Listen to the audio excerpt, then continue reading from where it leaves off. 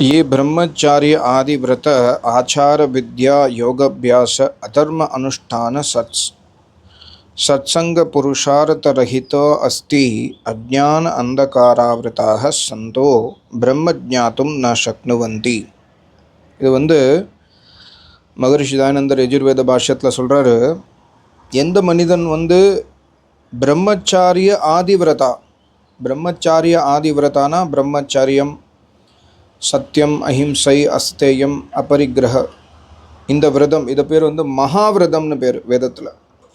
பஞ்ச மகாவிரதம் சத்திய, அஹிம்சை, அஸ்தேய, அபரிக்கிரக, பிரம்மச்சாரியம். ஸோ இந்த 5 விரதங்களை யார் வாழ்க்கையில் கடைப்பிடிக்கலையோ, அதே மாதிரி பிரம்மச்சாரிய ஆதிவிரதா, அப்புறம்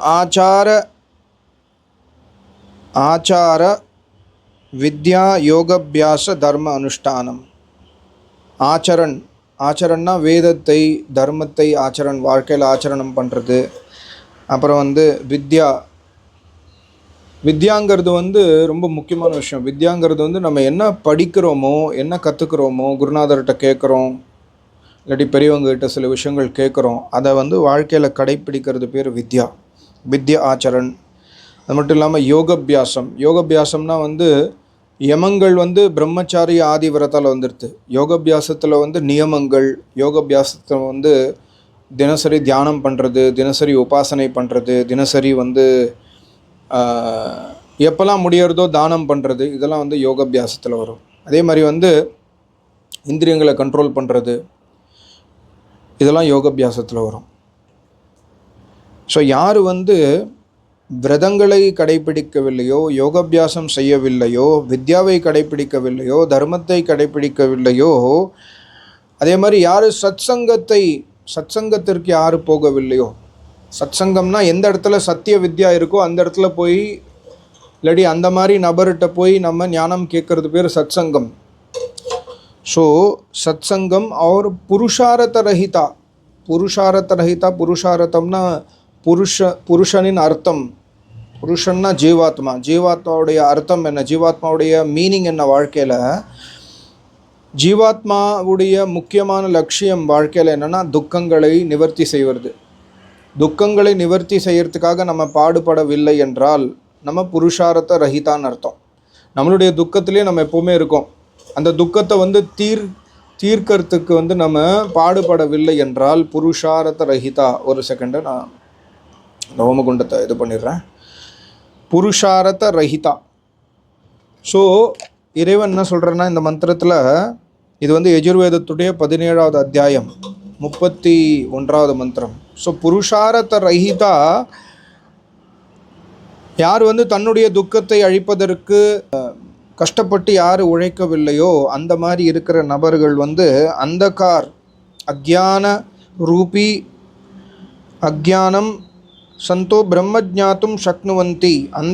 அந்தகார ஆவிருத்தாக சந்தோ பிரம்ம ஜாத்தும் ந சக்னுவந்தி.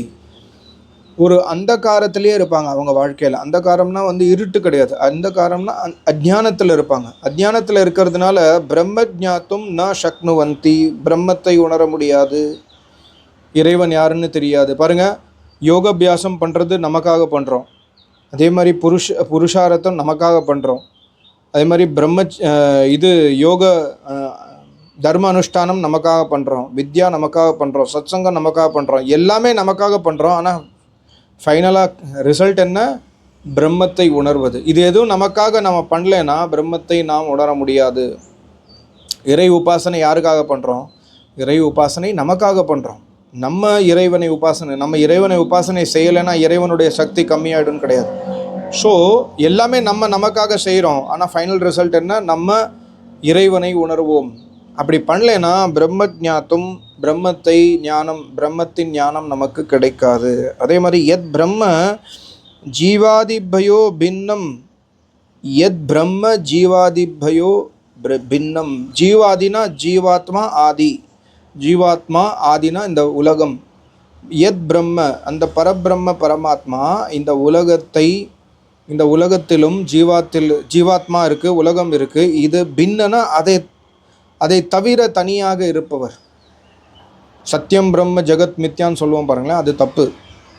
சத்தியம் பிரம்ம ஜெகத் மித்யானா இந்த உலகம் வந்து போய் உண்மை வந்து வெறும் இறைவன் மட்டுமே அப்படிங்கிற தாத்பரியத்தில் இந்த உலகமே கிடையாது அப்படின்னு சொல்லிடுவாங்க பாருங்களேன், அது தப்பு. இந்த மந்திரத்தில் இறைவன் என்ன சொல்கிறாருன்னா, யத் பிரம்ம ஜீவாதிபயோ பின்னம் அந்தர்யாமி சகல நியந்திரா சகல நியந்தா. இறைவன் தெளிவாக சொல்கிறாரு, ஜீவாத்மா மற்றும் பிரகிருத்தியிலிருந்து தனித்து இருப்பவன் எவனோ அவனே அந்த பிரம்மன். அந்த பிரம்மனை நீ அறிய முடியாது. எப்போ? அந்த கண்டிஷன்ஸ்லாம் சொல்லியாச்சு. ஸோ அந்த பிரம்மனை நீ அறிய முடியாது. அந்த பிரம்மன் யார்? அந்த பிரம்மன் ஜீவாத்மா மற்றும் பிரகிருத்தியிலிருந்து தனியாக இருப்பவன். அவன் அந்தர்யாமி. அந்தர்யாமினா நமக்குள்ளே இருக்கிறவன், ஜீவாத்மாக்குள்ளே, நம்மளுடைய மனசுக்குள்ளே, நம்மளுடைய ஆத்மாக்குள்ளே இருப்பவன். அதே மாதிரி சகல நியந்தா, எல்லாத்தையும் கண்ட்ரோல் பண்ணுறவன், உலகத்தை படைப்பவன், உலகத்தை கண்ட்ரோல் செய்பவன், உலகத்தை அழிப்பவன். சகல நியந்தா சர்வத்திர வியாப்தமஸ்தி. உனக்குள்ளே மட்டும் இல்லை, இந்த உலகத்திலும், ஜீவாத்மாக்குள்ளே மட்டும் இல்லாமல் இந்த உலகத்திலும், இந்த பஞ்ச பூதங்களால் ஆன இந்த உலகத்திலும் வியாப்தமஸ்தி, வியாபித்திருக்கிறான். தத் ஞாத்தும் பவித்ர ஆத்மான ஏவாரஹந்தி நேதரே. அந்த இறைவனை தத் ஞாத்தும் பவித்ர ஆத்மன, யார் வந்து இந்த விரதங்களை கடைப்பிடித்து, அனுஷ்டானங்களை கடைப்பிடித்து, தர்மத்தை கடைப்பிடித்து, ஆச்சாரத்தை கடைப்பிடித்து, வித்யாவை கடைப்பிடித்து, சத்சங்கத்தை கடைப்பிடித்து, யோகாபியாசத்தை கடைப்பிடித்து யார் பவித்திரம் அடைகின்றனரோ அவங்களுக்கு மட்டும்தான் அந்த இறைவனை பற்றி தெரியும், அந்த இறைவனை பார்க்க முடியும், அந்த இறைவனை தரிசிக்க முடியும். நேதரேனா அந்நிய நேதரே, இதை தவிர வேறு எல்லாரும் என்னெல்லாம் பண்ணுறாங்க பாருங்களேன், அது எதுவுமே இறைவனை காமிச்சு கொடுக்காது. இறைவன் யாருன்னு அவங்களுக்கு தெரியவே தெரியாது. என்னென்னவோ பண்ணுறாங்க, விட்டலை பண்ணுறாங்க, பஜனம் பண்ணுறாங்க, கோவிலில் போய் அங்க பிரதட்சணம் பண்ணுறாங்க. இது எதுவுமே நமக்கு இறைவனை காமிச்சு கொடுக்காது. ஒரே ஒரு விஷயம் இறைவனை காமிச்சு கொடுக்கறது என்ன? பிரம்மச்சாரிய ஆதி விரதம். பிரம்மச்சாரிய ஆதி விரதம் ரொம்ப முக்கியமான பாயிண்ட்டு. முதல்ல விஷயம், நேற்று நான் இங்கிலீஷில் ஒரு வீடியோ போட்டிருந்தேன் என்னுடைய வேறு சேனலில். அதில் பார்த்தீங்கன்னா யமம், என்னுடைய பொண்ணோட சேர்ந்து ஒரு வீடியோ போட்டிருந்தேன். யமங்கள் நியமங்களில் ரொம்ப முக்கியமான விஷயம் மகரிஷி மனு பகவான், மகரிஷி தயானந்தர் என்ன சொல்கிறாருன்னா, யமான் சேவேத சததம். யமங்களை நீ வந்து சேவனம் பண்ணல, யமங்களை விட்டு நியமங்கள்னா சௌச்சம், சந்தோஷம், தபஹ, சுவாத்தியாய, ஈஸ்வர் பிரணிதானானி, இறைவனுடைய பக்தி செய்கிற, ஆனால் யமங்களை ஃபாலோ பண்ணல.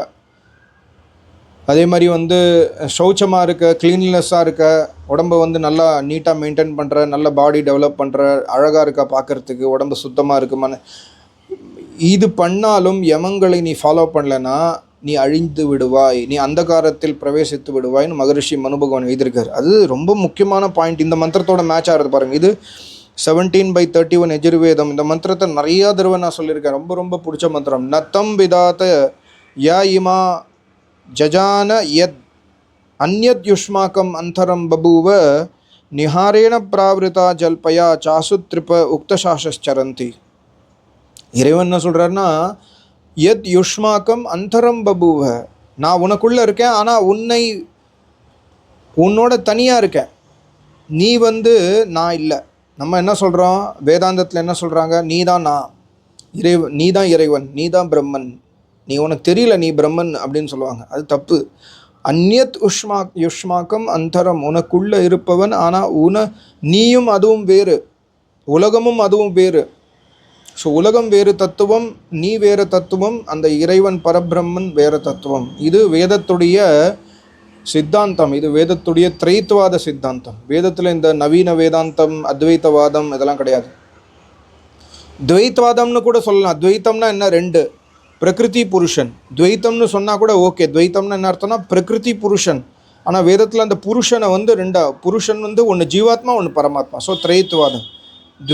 துவைத்துன்னு யாராவது சொன்னாங்கன்னா, வேதத்தில் துவைத்தவாதம் இருக்குதுன்னு சொன்னாங்கன்னா, அப்படி கேட்கணும், சரி துவைத்தம்னா என்ன மீன் பண்ணுறீங்க? அவங்க சப்போஸ் பிரகிருதி புருஷன்னு சொன்னால் ஓகே.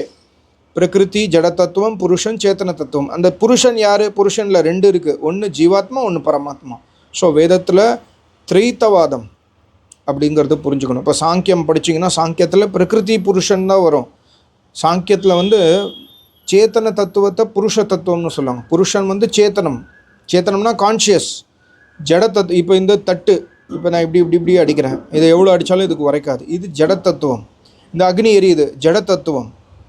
ஆனால் நான் இருக்கேன், என்னுடைய கை இருக்குது. இப்போ என்னை யாராவது கீழ்னாங்கன்னா இந்த அக்னியில் கை வச்சேன்னு வச்சுக்கோங்களேன், எனக்கு வலிக்கும். கைக்கு வலிக்காது, கை மூலமாக எனக்கு வலிக்கும். நான் ஜீவாத்மா. ஸோ இறைவன் என்ன சொல்கிறாருன்னா, அந்தரம் பபூவ, நீ ஜீவாத்மா, உனக்குள்ள வேற ஒரு இன்னொரு தத்துவம் இருக்குது, அது நீ கிடையாது, அது நான், அது பரபிரம்மன். அந்த பரபிரம்மனை உணர்வதற்காக நம்ம இந்த எல்லா விரதங்களையும் கடைப்பிடிக்க வேண்டும். வெறும்ன யமங்களை விட்டுட்டு நியமங்களை நம்ம கடைப்பிடித்தால், யமங்களை விட்டுட்டோம், தினசரி உபாசனை செய்கிறோம், தினசரி ஈஸ்வர் பக்தி செய்கிறோம், குருநாதர் மேலே ஆசை வச்சுருக்கோம், இது எது பண்ணாலும் யமங்கள் ஃபாலோ பண்ணலைன்னா மகரிஷி என்ன சொல்கிறாருன்னா, யமங்களை கடைப்பிடிக்கவில்லை என்றால் நீ அழிந்து விடுவாய், நாசமாகி விடுவாய்.